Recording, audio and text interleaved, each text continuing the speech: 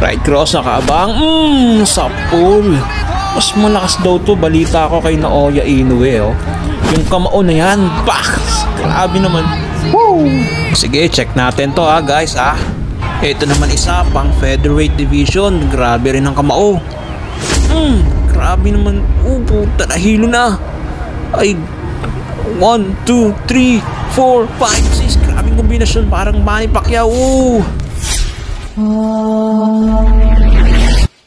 Bukod kay Melvin Jerusalem at Pedro Taduran, ay isa pang Pinoy ang mabibigyan ng pagkakataon para sa isang pandaigdigang kampyonato.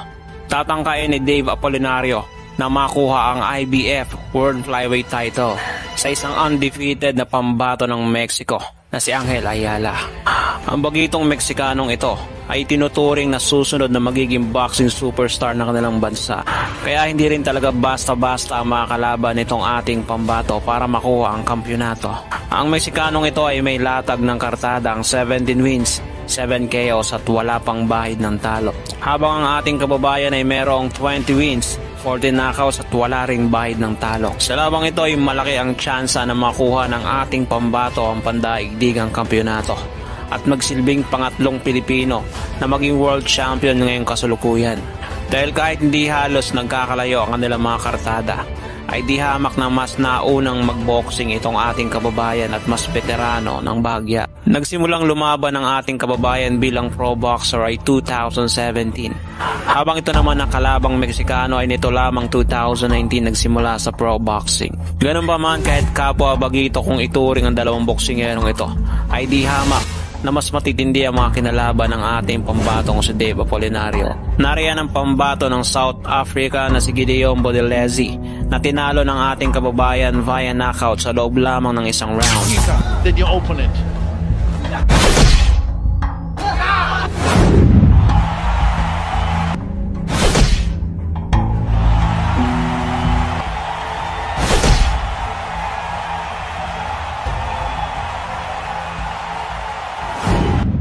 Matindi ang kamao nitong ating kababayan na mayroong knockout ratio na 70%. Kaya naman tiyak na may kalalagyan na makakalaban ng ating kababayang si Dave Apolinario kapag dumapo na ang mga kamao nito sa kalabang Meksikano. Bukod dyan ay itinapat din sa ating kababayan ang sinasabing top prospect sa bansang Thailand na si Tanis Ongjunta. Nito lamang February 22 ay dumayo ang ating kababayan sa bansang Japan para labanan itong pambato ng Thailand. Napaka-importante ng labang ito dahil ito ang magiging tulay para sa isang pandaigdigang kampyonato. Bagito lang din itong pambato ng Thailand, ngunit meron itong napakalakas na suntok na mayroong 53% knockout ratio. Ngunit sa pagsapit ng kanilang bakbakan ay pinaranas ni Dave Apolinario sa pambato ng Thailand kung ano nga ba ang tunay na malakas na suntok sa ibabaw ng lona. Gusto nyo ba matuto mag-boxing? Siyempre, umpisahan nyo na mag-training. Pero kung binibenta mga boxing gloves, boxing equipments, punching bag at kung ano-ano pa, garantisadong magaganda ang mga quality at check nyo lamang sa description at umpisahan nyo ng umorder. So umpisa pa lamang ay mapapansin mo ang pag-iingat sa kanilang mga kilos dahil sa lungat ng kanilang mga forma. Southpaw ang ating pambato habang orthodox naman ang pambato ng Thailand. Bumibitaw ng mga ilang-ilang kombinasyon itong si Tanis Ongjunta, ngunit mabilis na kumakounter ang ating pambato.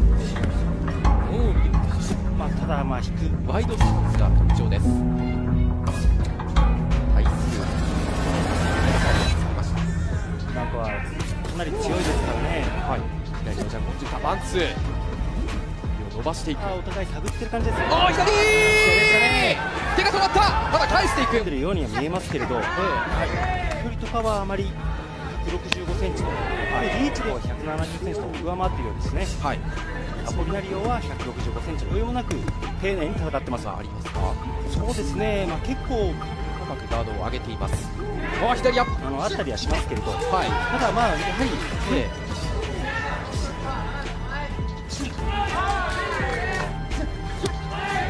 ボディストレートに左合わせていきました。ただオンジュンタの方も非常によく反応は亀谷さん目がいいんですか？確かにこれ、そうですね。今の左も小さく。ナイスジャンプ。ナイスジャンプですけどね。左のフックもスリッピング前に出ているのはオンジュンタ詰めた時にもう少しボディーブローを増やしても良さそうですね。下から下してなかなか当たらないっていうことですね。ここも合わせられそうですし、もちろん難しいんですけどね。引きながら近い距離で打ち合い、いい左でしたね。左のストレートを伸びます。ただ距離を取るのは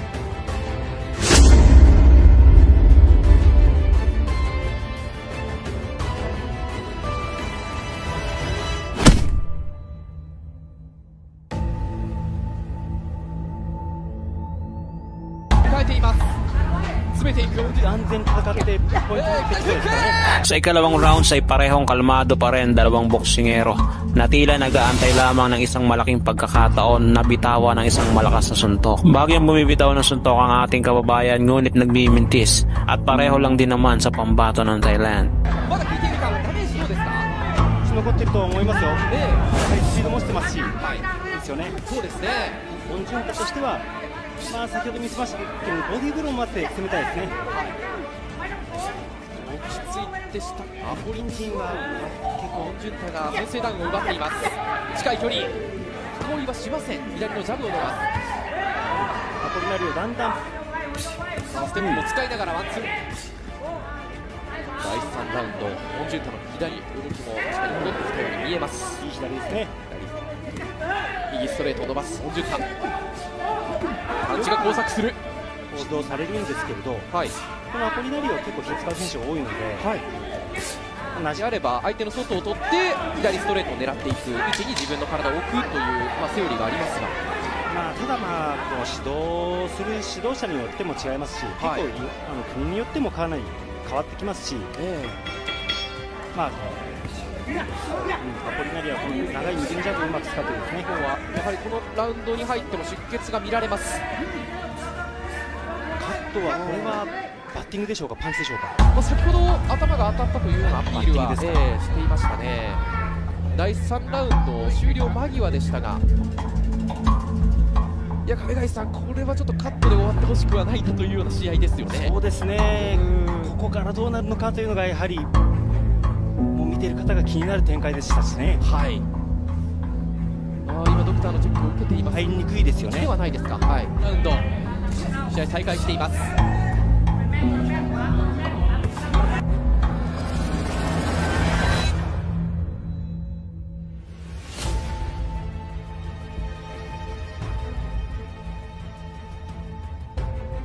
Bagyang kumonekta si Dave Apolinario sa pamamagitan ng right chop at sinundan ng left straight. Ngunit sadyang madulas ang Thai boxer kaya naman daplis ang patama ng Pinoy. Sa pagpasok ng ikatlong round ay kapansin-pansin ang panggigigil nitong pambato ng Thailand sa ating kababayan.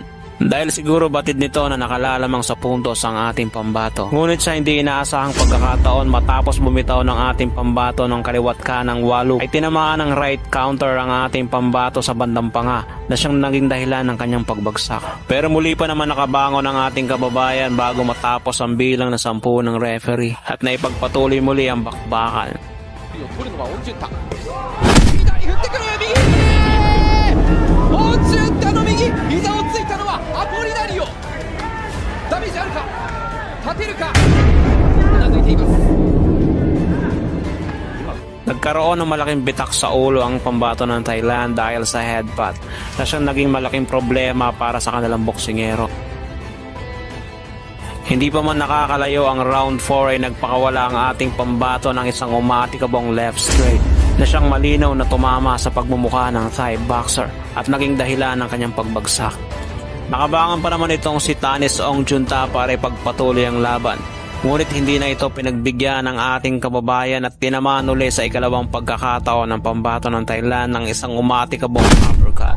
Sa pagkakataong ito ay hininto na ng referee ang nasabing bakbakan.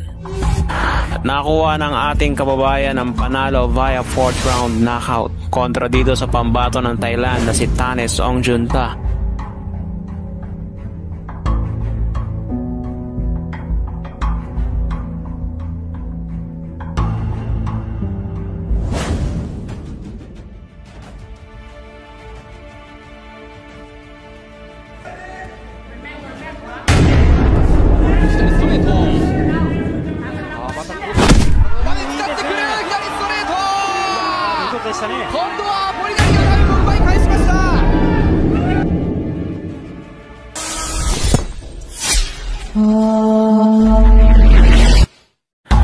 Binansagang dalayon ang tubong Bangar La Union na si John Leo Dato dahil sa bagsik nito sa ibabaw ng lona. Animoy gutom na hayop kapag ito'y nakasampa sa ibabaw ng ring. Ang Pinoy prospect na ito ay may magandang kartadang 16 wins, 10 doon ay kanyang pinatulog at may isang talo lamang. Merong nakakasindak na knockout power na siyang dahilan ng 55.56 knockout ratio sa kanyang talaan. Hindi maitatanging mataas ang tsansang maging isang world champion sa hinaharap. Ito ay nangangampanya sa timbang na 130 pounds super featherweight division na siyang binabalak akyatin ni Mark Magsayo sa kanyang susunod na magiging laban. Kapag naipagpatuloy niya itong magandang kartada, ay maaaring magkaroon agad ito ng tsansang mapalaban sa pandaigdigang kampyonato o kahit mapalaban sa may mga pangalan sa kanilang dibisyong nasasakupan tulad ni na Emmanuel Navarrete, Leo Santo Cruz, Oscar Valdez at marami pang iba. Kung isa man sa mga iyan ang kanyang makakaharap, ay paniguradong may palag ang ating pambato. Ang huling naging talo nito ay noong 2018 laban sa pambato ng Mexico na si Antonio Contreras na hindi ata niya masyadong napaghandaan.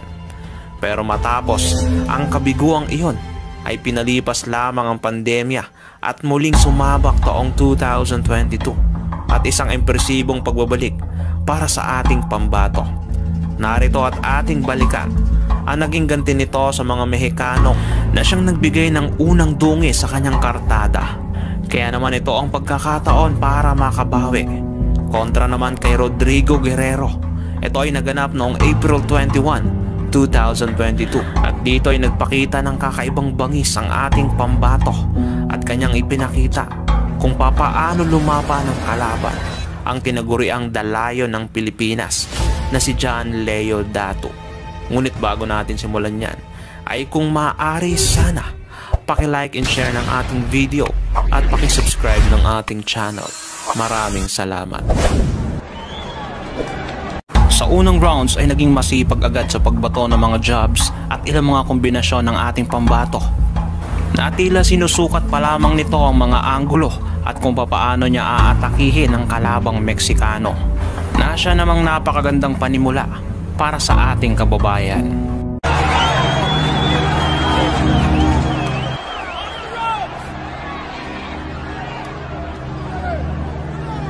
Dito naman ay nawala sa balanse ang Mexicano nang atakihin ito ng kaliwang uppercut ng ating kababayan at napatihaya ito sa lona.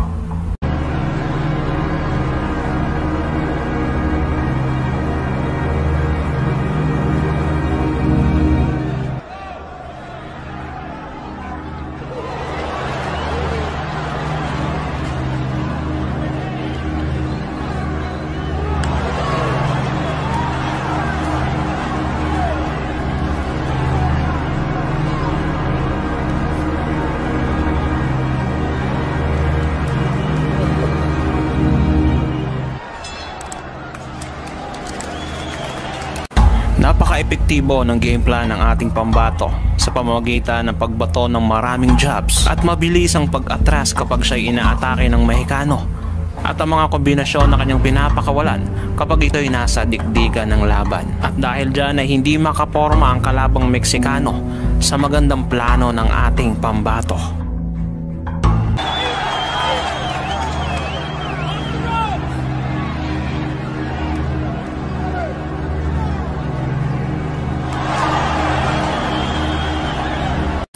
Sa rounds na ito ay mas lalong naging madulas ang ating pambato at nahirapan ng Mexicano na magpatama ng mga suntok sa ating kababayan dahil sa magandang depensang ipinapakita nitong Pinoy. Bukod pa riyan ay mas lalong kumukonekta ang mga suntok ng ating pambato na siyang mas lalong nagpapahirap sa Meksikano.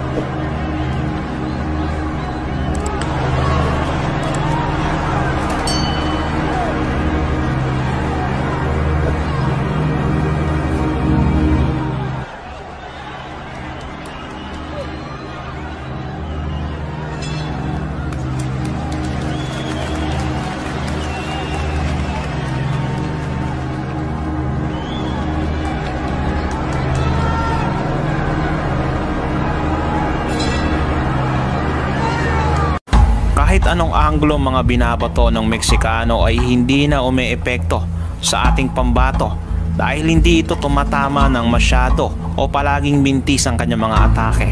Kabaligtaran naman sa opensa ng ating kababayan dahil bawat bato nito ay iniinda ng kalabang Meksikano.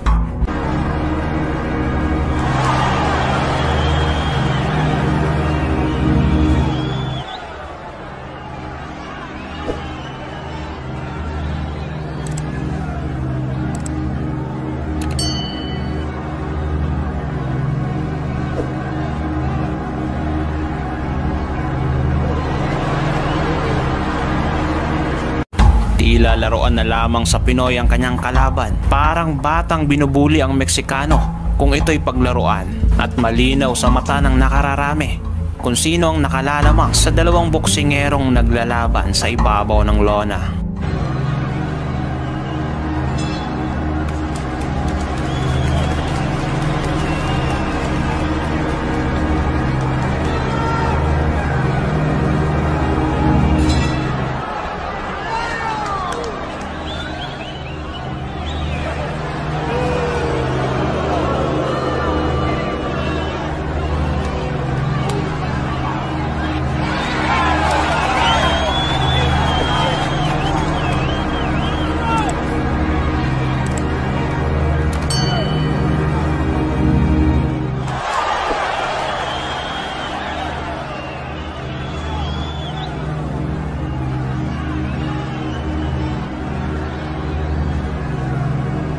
Sa bawat rounds na lumilipas ay tila bagong pag-asa para sa Meksikano. Ngunit ang pag-asang iyon ay tila nagiging maliit kapag ito'y sumasalo ng mga suntok galing sa ating kababayan.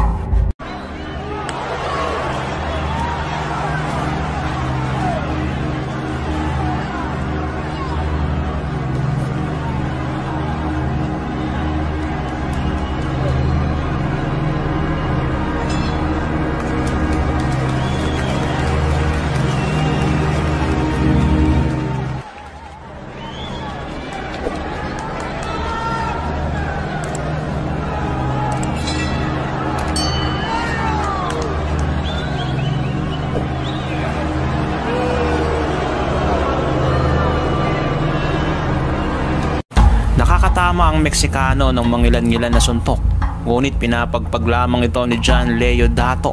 Ito ay nangangahulugan na siya ay nasa delikadong sitwasyon.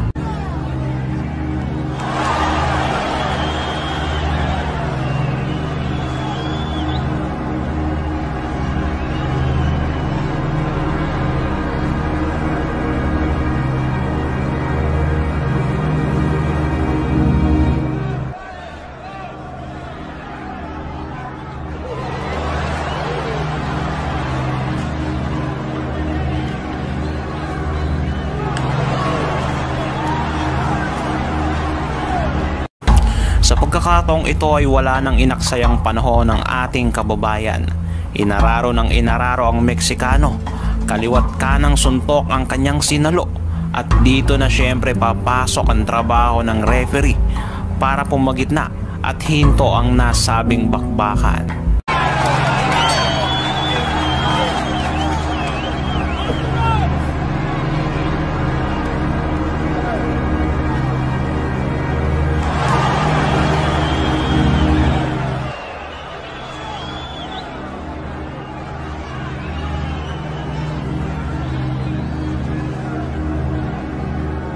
Sa labang ito ay napatunayang pang world class ang kalidad nitong John Leo Dato at karapat dapat din itong magkaroon ng laban para sa pandaigdigang kampyonato balang araw at maihanay sa ating mga world champion sa ating bansang Pilipinas.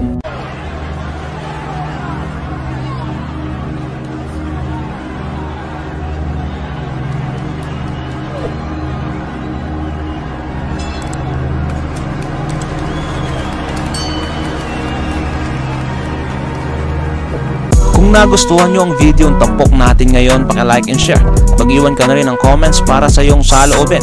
At kung bago pa lamang dito ay paki-subscribe at huwag kalimutang pindutin ang notification bell button para updated ka sa mga umaatikabong videos tulad nito.